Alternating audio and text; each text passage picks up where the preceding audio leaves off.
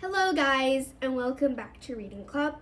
So today I'm going to read you Harry Potter and the Chamber of Secrets, Chapter 8. Chapter 8, The Death Day Party. October arrived, spreading a damp chill over the grounds and into the castle. Madame Pomfrey, the nurse, was kept busy by a sudden spate of colds among the staff and students. Her pepper-up potion worked instantly, though it left the drinker smoking at the ears for several hours afterward. Ginny Weasley, who had been looking pale, was bullied into taking some by Percy. The steam pouring from under her vivid hair gave the impression that her whole head was on fire. Raindrops the size of bullets thundered on the castle windows for days on end. The lake froze, the flower beds turned into muddy streams, and Hagrid's pumpkins swelled to the size of garden sheds. Oliver Wood's enthusiasm for regular training sessions, however, was not dampened, which was why Harry was to be found late one stormy Saturday afternoon a few days before Halloween, returning to Gryffindor Tower, drenched to the skin and splattered with mud. Even aside from the rain and wind, it hadn't been a happy practice session. Fred and George, who had been spying on the Slytherin team, had seen for themselves the speed of those new Nimbus 2001s. They reported that the Slytherin teams was no more than 7 greenish flares shooting through the air like missiles. As Harry squelched along the deserted corridor, he came across somebody who looked just as preoccupied as he was. Nearly headless Nick, the ghost of Gryffindor Tower, was staring morosely out of a window, muttering under his breath, "Don't fulfill their requirements, half an inch of that." "Hello, Nick," said Harry. Hello, said nearly headless Nick, starting and looking around. He wore a dashing plumed hat on his long curly hair and a tunic with a ruff which concealed the fact that his neck was almost completely shaved. He was pale as smoke, and Harry could see right through him to the dark sky and torrential rain outside. "You look troubled, young Potter," said Nick, folding a transparent letter as he spoke and tucking it inside his doublet. "So do you," said Harry. Nearly headless Nick waved an elegant hand. "A matter of no importance. It's not as though I really wanted to join. Thought I'd apply, but apparently I don't fulfill requirements." In spite of his airy tone, there was a look of great bitterness on his face. "But you would think, wouldn't you," he interrupted suddenly, pulling the letter back out of his pocket, "that giving hit 45 times in the neck with a blunt axe would qualify you to join the Headless Hunt?" "Oh, yes," said Harry, who was obviously supposed to agree. "I mean, nobody wishes more than I do that it had all been quick and clean, and my head had come off properly. I mean, it would have served me a great deal of pain and ridicule. However," nearly headless Nick shook his letter open and read furiously, "we can only accept huntsmen whose heads have parted company with their bodies. You will appreciate that it would be impossible otherwise for members to participate in hunt activities, such as horseback, head juggling, and head polo. It is with the greatest regret, therefore, that I must inform you that you do not fulfill our requirements. With every best wishes, Sir Patrick Delaney Podmore." Fuming, nearly headless Nick stuffed the letter away. "Half an inch of skin and sinew holding my head on, Harry. Most people would think that's good and beheaded, but oh no, it's not enough for Sir properly dissipated Podmore."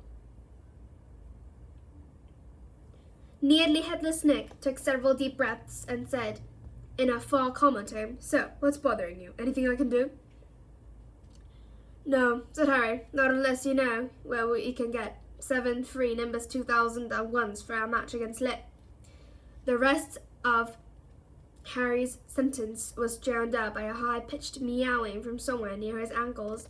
He looked down and found himself gazing into a pair of lamp-like yellow eyes. It was Mrs. Norris, the skeletal grey cat who was used by the caretaker, Argus Filch, as a sort of deputy in his endless battle against students. "You'd better get out of here, Harry," said Nick quickly. "Filch isn't in a good mood. He's got the old flu, and some third years accidentally plastered frog brains all over the ceiling in Dungeon 5. He's been cleaning all morning, and if he sees you dripping mud all over the place." "Right," said Harry, backing away from the accusing stare of Mrs. Norris, but not quickly enough. Drawn to the spot by the mysterious power that seemed to connect him with this foul cat, Argus Filch burst suddenly through a tapestry to Harry's right, wheezing and looking wildly about for the rule-breaker. There was a thick tartan scarf bound around his head, and his nose was unusually purple. "Filth!" he shouted, his jaws a-quiver, his eyes popping alarmingly as he pointed at the muddy puddle that had dripped from Harry's Quidditch robes. "Mess and muck everywhere. I've had enough of it, I tell you. Follow me, Potter." So Harry waved a gloomy goodbye to nearly headless Nick and followed Filch back downstairs, doubling the number of muddy footprints on the floor. Harry had never been inside Filch's office before. It was a place most students avoided. The room was dingy and windowless, lit by a single oil lamp dangling from the low ceiling. A faint smell of fried fish lingered about the place. Wooden filing cabinets stood around the walls. From their labels, Harry could see that they contained details of every pupil Filch had ever punished. Fred and George Weasley had an entire drawer to themselves. A highly polished collection of chains and manacles hung on the wall behind Filch's desk. It was common knowledge that he was always begging Dumbledore to let him suspend students by their ankles from the ceiling. Filch grabbed a quill from a pot on his desk and began shuffling around looking for parchment. "Dung," he muttered furiously. "Great sizzling dragon bogies, frog brains, rat intensities.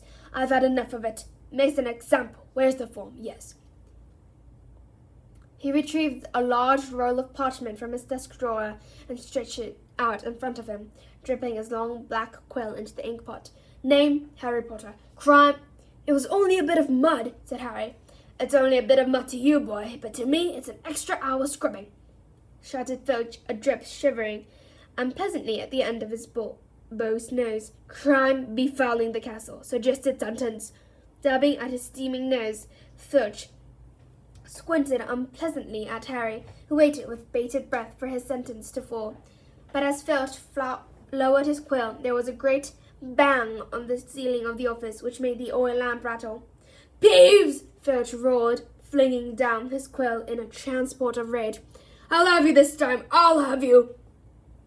And without a backward glance at Harry, Filch ran flat-footed from the office, Mrs. Norris streaking alongside him.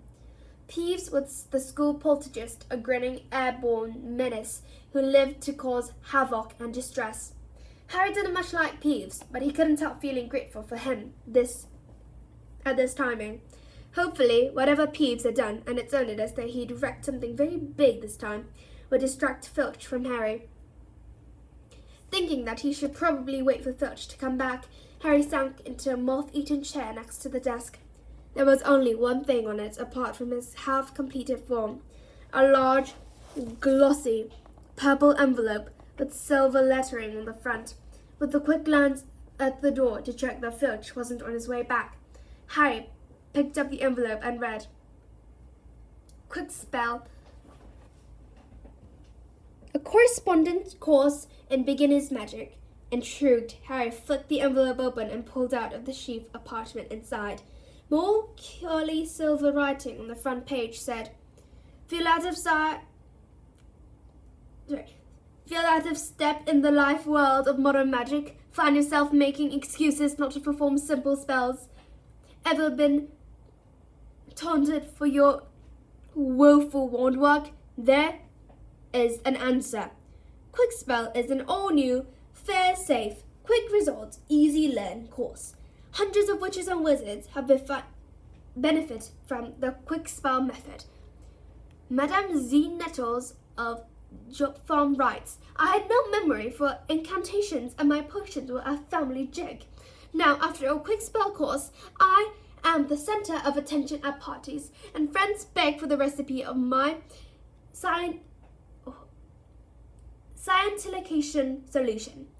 Warlock D. J. Prod of Didsbury says, My wife used to sneer at my feeble charms, but I one moth into your fabulous Quick Spell course, and I succeeded in turning her into a yak. Thank you, Quick Spell. For Fascinated, Harry thumbed through the rest of the envelope's contents. Why on earth did Filch want a quick spell course? Did this mean he wasn't a proper wizard? Harry was just reading Lesson 1, Holding Your Wand, Some Useful Tips, when shuffling footsteps outside told him Filch was coming back. Stuffing the parchment back into the envelope, Harry threw it back onto the desk just as the door opened. Filch was looking triumphant. That vanishing cabinet was extremely valuable, he was saying gleefully to Mrs. Norris. We'll have Peeves out this time, my sweet. His eyes fell on Harry and they darted to the quick spell envelope, which, Harry realized too late, was lying 2 feet away from where it had started. Filch's pasty face went brick red. Harry braced himself for a tidal wave of fury. Filch hobbled across to his desk, snatched up the envelope, and threw it into a drawer. Did you read? He sputtered. No, Harry lied quickly. Filch's knobbly hands were twisting together. If I thought you'd read my private, not that it's mine, for a friend, be that as it may. However, Harry was staring up at him, alarmed. Filch had never looked madder. His eyes were popping. A tick was going in one of his pouchy cheeks, and the tartan scarf didn't help. Very well, go, and don't breathe a word. Not that. However, if you didn't read, go now. I have to write a Peeves report. Go. Amazed at his luck, Harry sped out of the office, up the corridor, and back upstairs. To escape from Filch's office without punishment was probably some kind of a school record. Harry, did it work? Nearly Headless Nick came gliding out of the classroom. Behind him, Harry could see the wreckage of a large black and gold cabinet that appeared to have been dropped from a great height.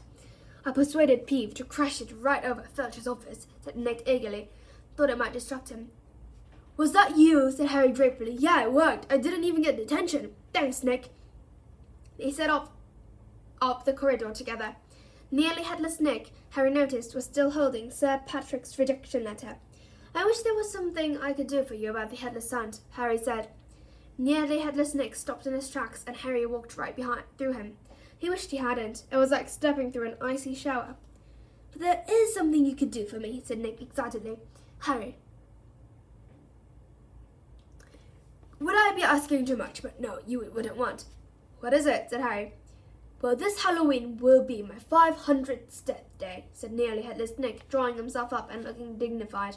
Oh, said Harry, not sure whether he should look sorry or happy about this. Right. I'm holding a party down in one of the roomier dungeons. Friends will be coming from all over the country. It would be such an honour if you would attend. Mr. Weasley and Miss Granger would be most welcome too, of course, but I dare say you'd rather go to the school feast. He watched Harry on tenterhooks. No, said Harry quickly. I'll come.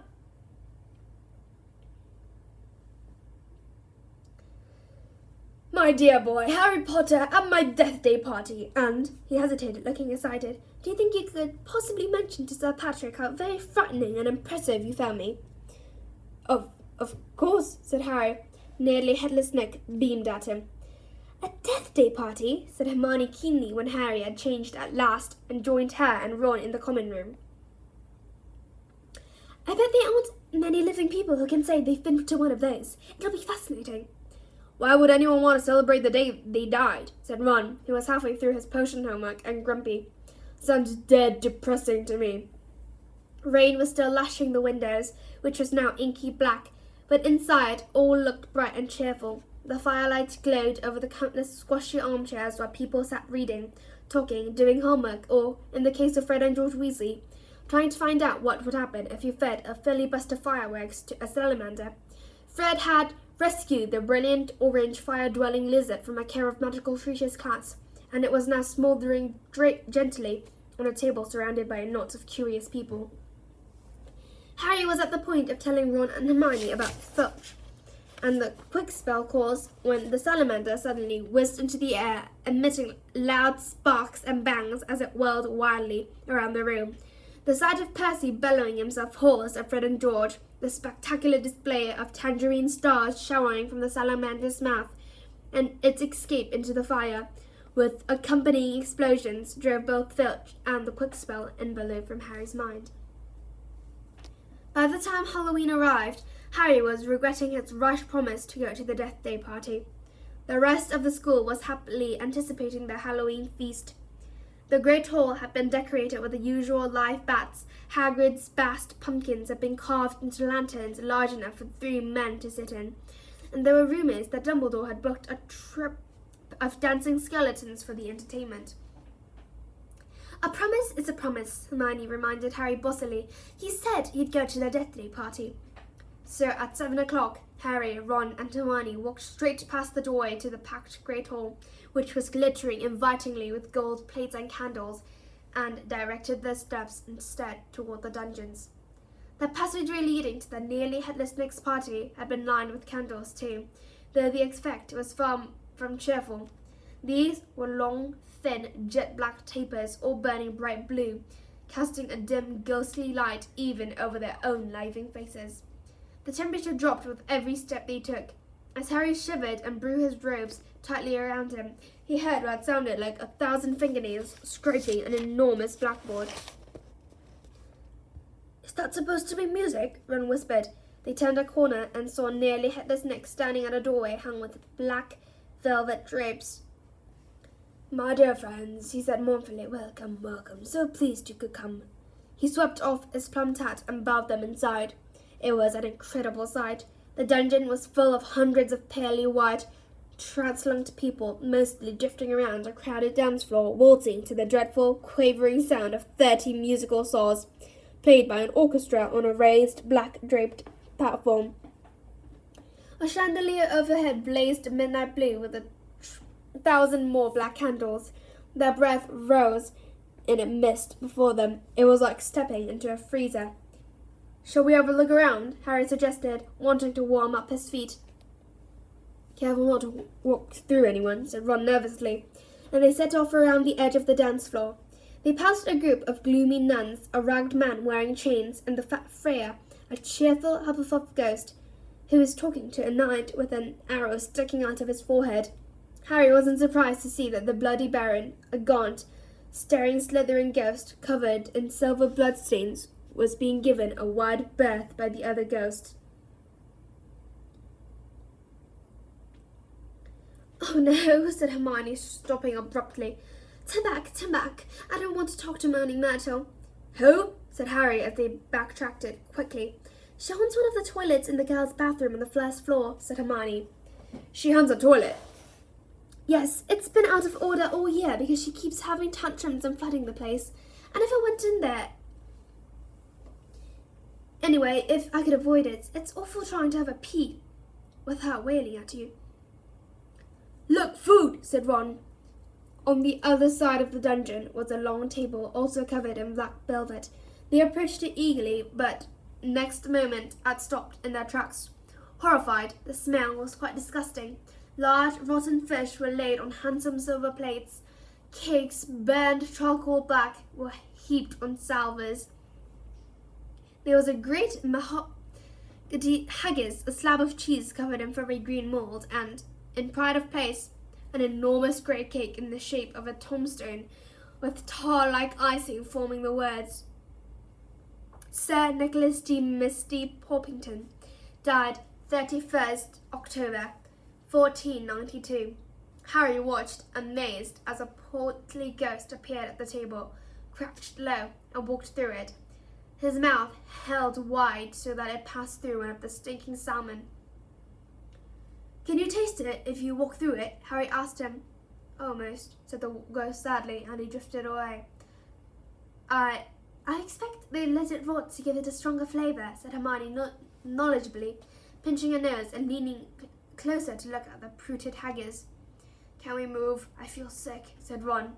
They had barely turned around, however, when a little man swooped suddenly from under the table and came into a halt in mid-air before them. "Hello, Peeves," said Harry cautiously.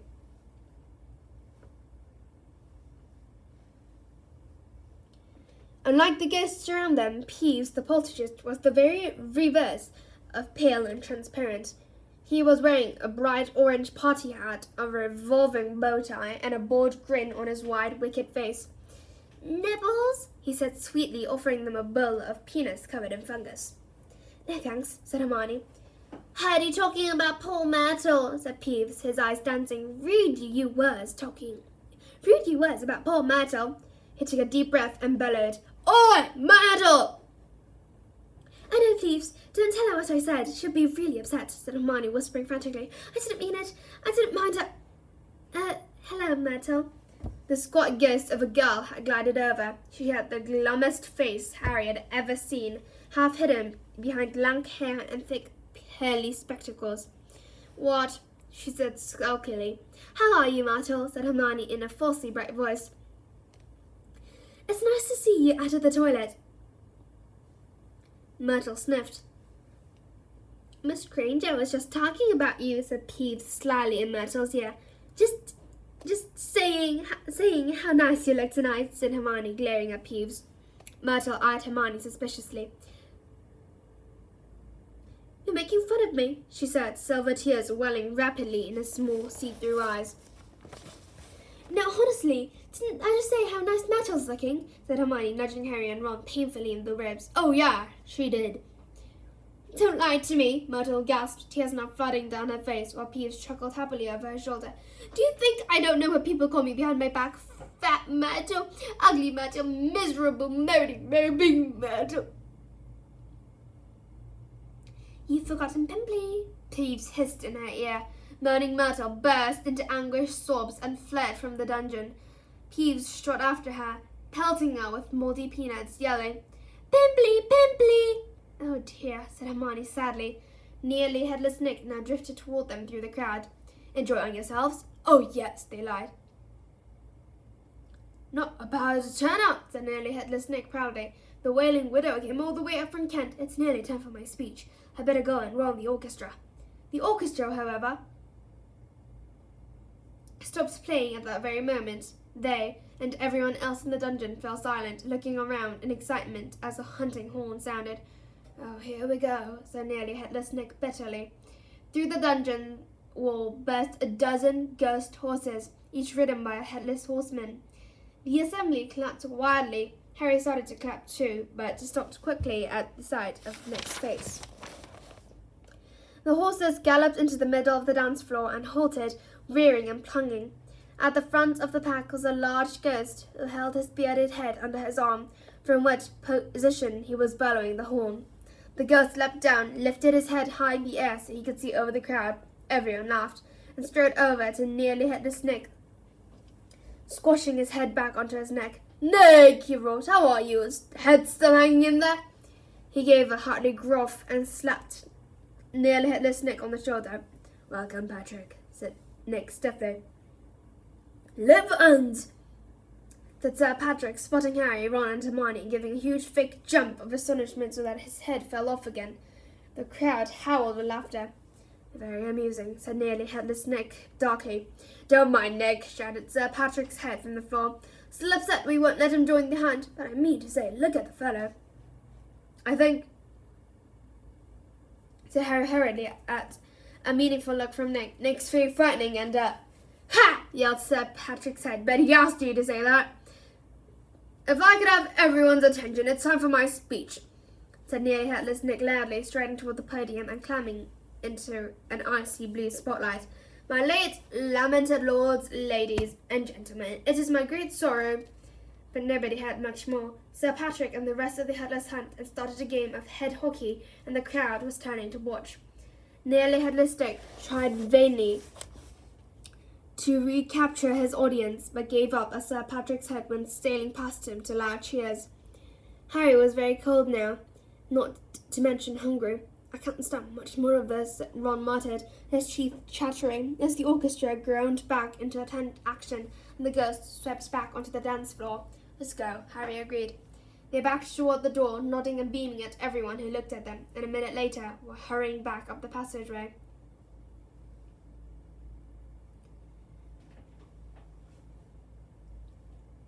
Full of black candles. Pudding might not be finished yet, said Ron hopefully, leading the way toward the steps to the great hall. And then Harry heard it. Rip, tear, kill. It was the same voice, the same cold, murderous voice he had heard in Lockhart's office. He stumbled to a halt, clutching at the stone wall, listening with all his might, looking around, squinting up and down the dimly lit passageway. "Harry, what are you—" It's the voice again. "Shut up a minute." "So hungry for so long." "Listen," said Harry urgently, and Ron and Hermione froze, watching him. "Kill. Time to kill." The voice was growing fainter. Harry was sure it was moving away, moving upward. A mixture of fear and excitement gripped him as he stared at the dark ceiling. How could it be moving upward? Was it a phantom? To whom stone ceilings did it matter? "This way," he shouted, and he began to run.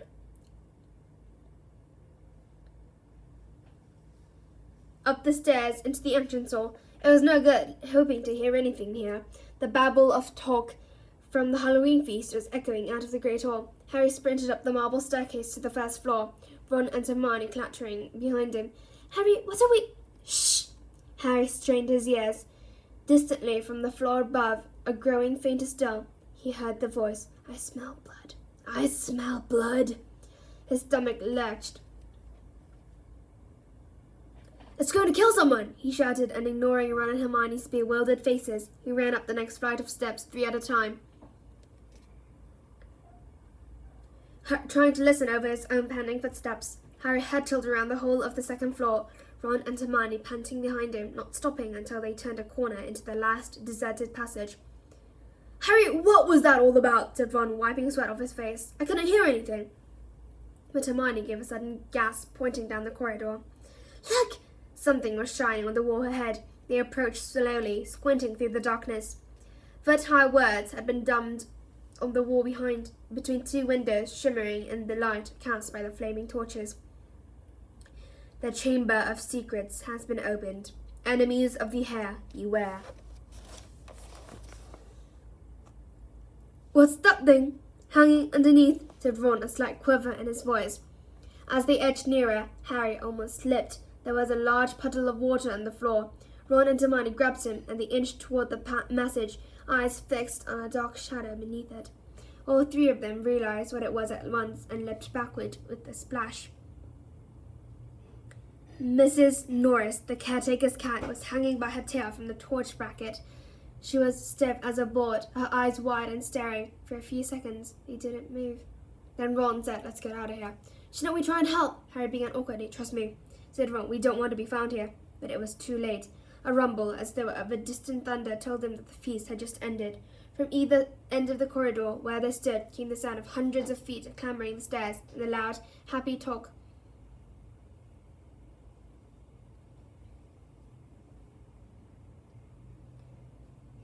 of well-fed people. Next moment, students were crashing into the passage from both ends. The chatter, the bustle, the noise died suddenly as the people in front spotted the hanging cat. Harry, Ron and Hermione stood alone in the middle of the corridor.